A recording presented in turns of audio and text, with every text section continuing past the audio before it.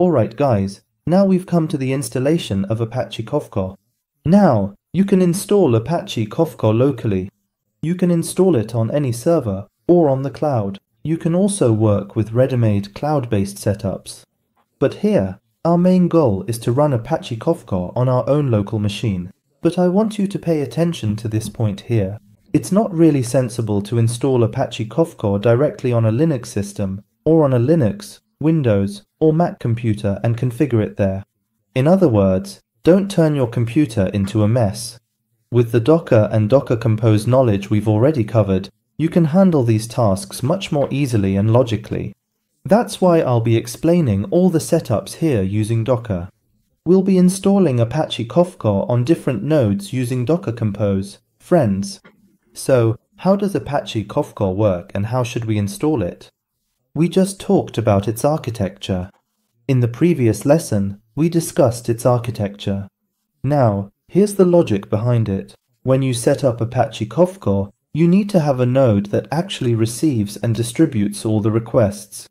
All requests will come from a single point, and you'll always be sending requests to the same address.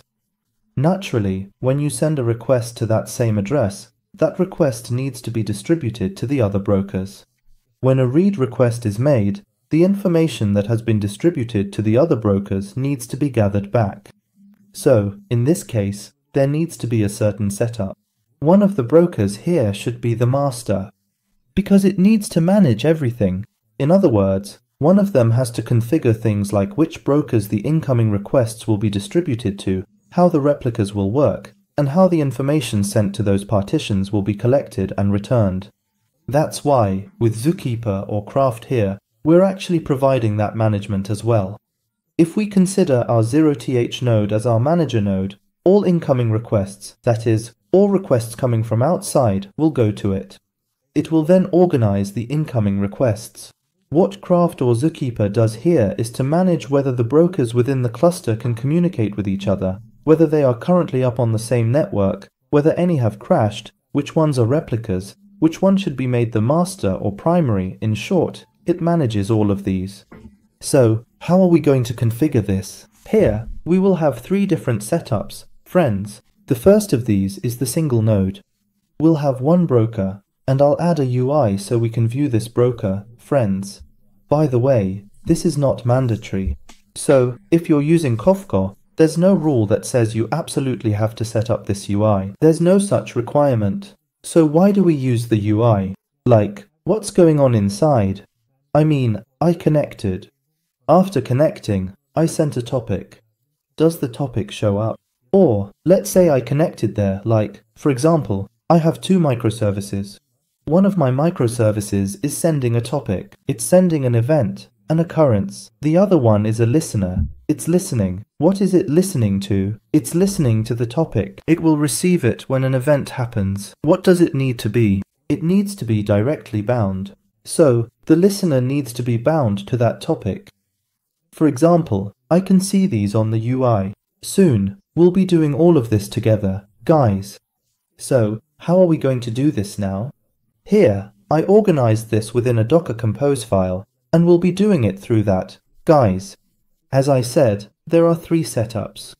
The first is the single node. In the single node, there's only one broker, and there's also one UI, and then I have the multi-node. Guys, what happens when it's multi-node? In multi-node, there will be more than one broker. Guys, to organize these brokers, you definitely need a Zookeeper. By the way, let me clear up a possible misunderstanding. When you set up a single node, you don't need Zookeeper. Wrong. You always need Zookeeper. Whether it's 1 or 10, all of them need to be managed. They need to be connected and monitored. So, just because you have 1, 10, or 100 brokers doesn't mean you won't need Zookeeper. Of course, let's clarify these things properly here. First, if you need an intermediary to manage the system, it's either Zookeeper or KRaft. In older versions and legacy applications, you might see Zookeeper. In the newer and upcoming versions, Zookeeper will no longer be used. Instead, KRaft will be used, friends. So now, there are 2 management tools. You definitely need to have one of them. Whether it's a single node or multi-node, you have to use one of the two. Which one will we use in a single node setup? In a single node, I'll use KRaft. There's no need to integrate Zookeeper. But in a multi-node setup, you'll see both Zookeeper and KRaft. I configured both of them separately for multi-node. So you'll see a system running with KRaft and also a system running with Zookeeper. Guys, let's take a look at how we'll use these, what configs are inside, how to run them, and how to test them. Let's go through all of it one by one now. Now, as you can see in the Docker desktop, there aren't any containers running. Let's move on to our project now. I'll be sharing this with you in our project as well. Guys, as you can see here, I've set up different Docker Compose files here. Let's start with the single node first. Let's scroll up a bit like this. I've created a network here. Guys, inside the Docker Compose file, here I have two services. One is for Kafka and the other is for Kafka UI. These guys connect to the Kafka service. Which services are running here? Which topics are there? Which brokers are available? You can observe all of these one by one. Guys, that's actually why we did this. What are the configurations here? Let's talk about these a little bit. Now, first of all, since I added a network, I want it to connect to this network. Here, I have the name of my service. Here's my Kafka image. The port here is where we broadcast.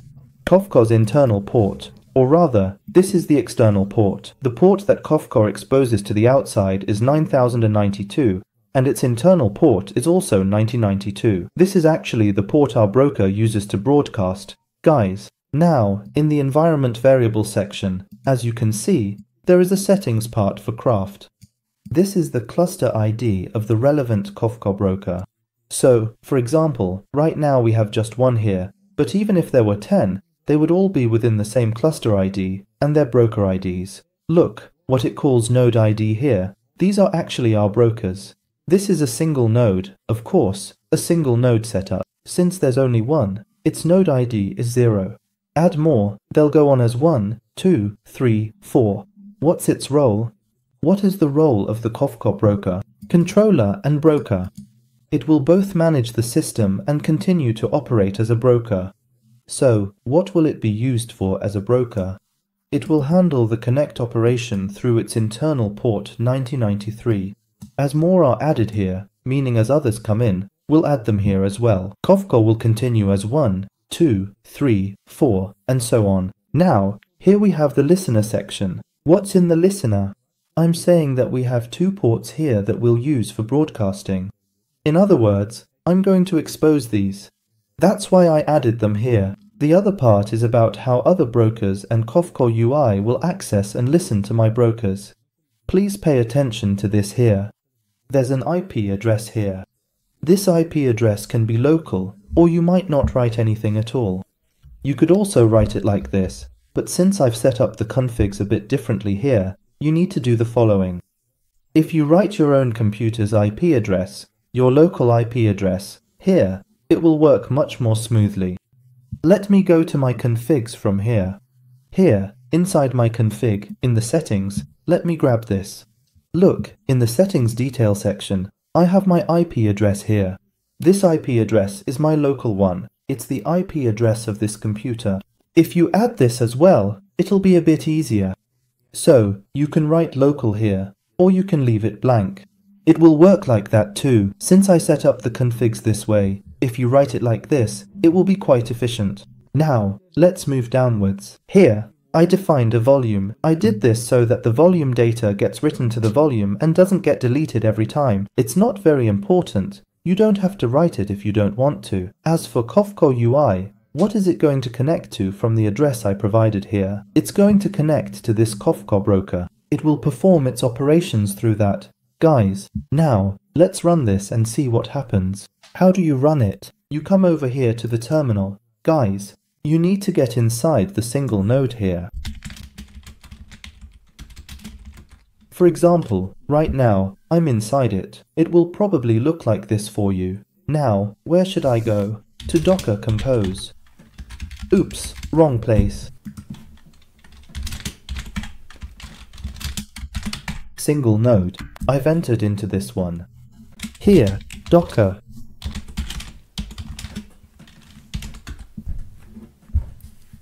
I type Docker compose up. Guys, when I say Docker compose up, it will bring up all the services inside this for me. Let's go and see.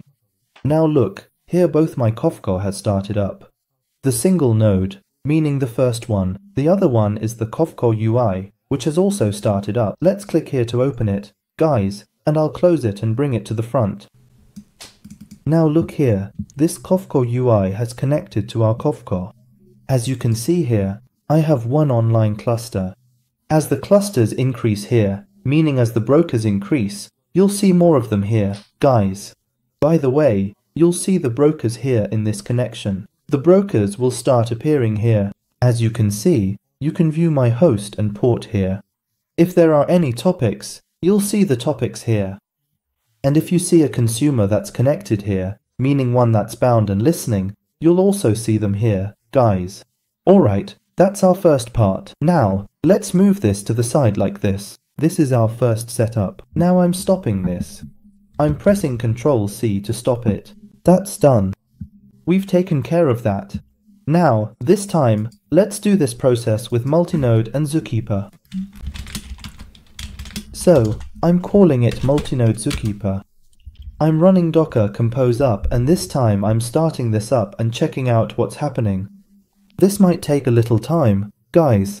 I mean, it might take some time for this to get up and running, to settle in. As you can see here, you see Kafka 1, 2, 0, 1, 2, Kafka UI, and Zookeeper here. So, what's here? How's the configuration? Let's take a look at that too. Check out what's going on here. The configs for this are a bit tricky. I mean, they can be a pain. If it's not configured properly, fixing it can really wear you out. Now, again, I've placed all of them on the same network. Here, this is our Zookeeper's port. Guys, it's broadcasting both internally and externally. What I mean by anonymous login here is this. None of my Kafka instances have security, SSL, or username and password. We haven't added any of that. You can configure it, but in the documentation, it shows you can do it very simply by entering it here in the environment and labels. Now, our basic logic here is this. We've started this up, meaning Zookeeper is running. Kafka, our Kafka brokers here, guys, are binding to Zookeeper. In other words, they're connecting to it. This way, Zookeeper can manage them, resolve them, figure out their addresses, and handle their management, guys. So, what do we have here? Now, here we have Kafka's first broker. Look, here you specify the broker ID and the Zookeeper connection. See, you write these in. Then, which ports will be exposed? After that, which internal ports will be mapped to which external ports? You configure all of these one by one. Look, here are our replication factors. You can add these as well. Now, let's continue. This is our first Kafka instance. This is our second configuration. Guys, here's what you need to pay attention to here. These need to be accessible from the outside. So, you specify here that requests coming from outside, meaning from port 9093, will be directed to port 9092 on the inside. That's what this is. You need to configure this. For example, it's the same thing here for outside and inside, for what's used internally and what's used externally. Look, requests coming from outside will come through port 9095, and those coming from inside, meaning from within the network, will be routed from here. Again, in the same way, you need to configure these settings one by one here as well. Another point is the IDs of the brokers, like broker 1, broker 2, and so on. After that, Kafka UI also needs to connect through all those ports we've exposed to the outside, the ports we've opened to the outside locally. So look, now this one is on port 9092 for inside. Here, look, this is the port I've opened to the outside. This is the external port, the port I've opened to the outside, and the internal port. So what will happen thanks to this? Thanks to this, the UI will connect to them. It will connect through 9092, 9094, 9096, and so on. These are the volumes again, folks. Here, something that might be on your mind is this. Maybe depends on. We use this so that the other things, so that the brokers can be imported by Kafka UI, so it can connect to them. Alright, now let's go and open Kafka UI again to see how it looks. Come on, let's see. Yes, look, as you can see here, it connected. Look, broker 3, there's one in the cluster. That's right, there's one in the cluster. But we actually have 3 brokers, folks. Do you see it? Look, the brokers are right here. If they show up, our topics and consumers will also appear here. This one was defining the configuration through Zookeeper. Alright, great. Now let's stop this as well. Now, finally, let's go to the multinode Kafka and see what the configs are like there. Again, it's on the same network. Here, we're broadcasting on port 9092. Here, what is each one doing to the other's 93 port? Kafka is connecting internally. Since they're all on the same log, on the same network, they can resolve each other's names. These are service names, you can think of them like names.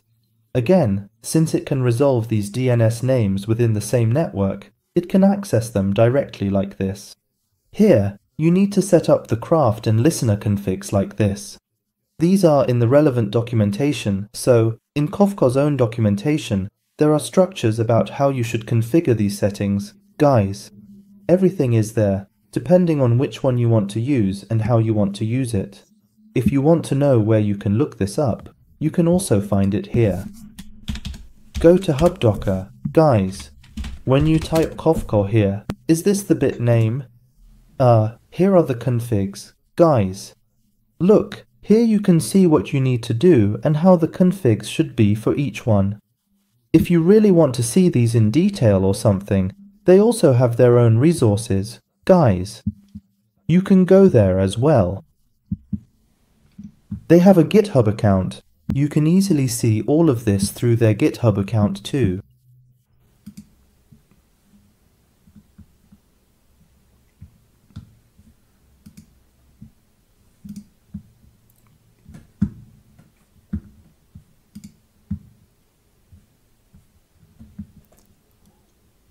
Let's go like this. Where is it? For example, do you want to add the Zookeeper config? The configs related to Zookeeper are here. So, what do we want to add? We want to add Kafka. Let's get to our Kafka. Where are you, Kafka? Look, Kafka's is different. Now, this is the single node config for Kafka, and there's also the config you'll use for setting up a cluster. As you can see, all of them are actually available here. If you're thinking, let me take a look and try it out myself, see what they've written, you can easily configure these from here, friends. Anyway, let's move on to the multinode part. The configs here, as I said, are set up with the same logic and you connect to them. Now, this time let's say Docker compose up 4 multinode craft and take a look at it. By the way, downloading these and getting them up and running takes some time, so don't worry if it makes you wait a bit. As you can see, this one only has brokers and Kafka UI inside. There's no Zookeeper, because KRaft is included directly inside. So, it's included within the Kafka classes, and now let's move on and see what happens. Yes, as you can see here, our new broker has come up with the same logic again. If you pay attention to the host names here, you'll see that it has named the host names itself. This can trip you up a bit. Guys, you need to be careful about this. So, remember how I just said you could write localhost for the host names here, and you did it like that? Well, when you do it this way, it assigns a unique ID itself and handles it on its own. That's not really what we want. So instead of doing it like this, it would make much more sense if you change the names here. Or you can change the ports here, like change the ports you want to expose so that you can access them from outside one way and from inside another way. If you do things like import, export, include, and so on, it might be a bit more manageable. There's no problem here right now. Don't get hung up on that. There's no issue here at all. But as I said, when connecting from the server side or when making a request, it could cause a problem. So, you need to try it out. Here, The ports have also been factored in and continued accordingly, so you need to pay attention to this. Guys, let's stop this one as well. That's how the installations were. Friends, by the way, you can use whichever of these you want. You can run tests on whichever you like. What are we going to use for our own application? We're going to use single node. So, there's no need to do anything that complicated or complex. We'll just set up the single node and configure it as needed. Guys,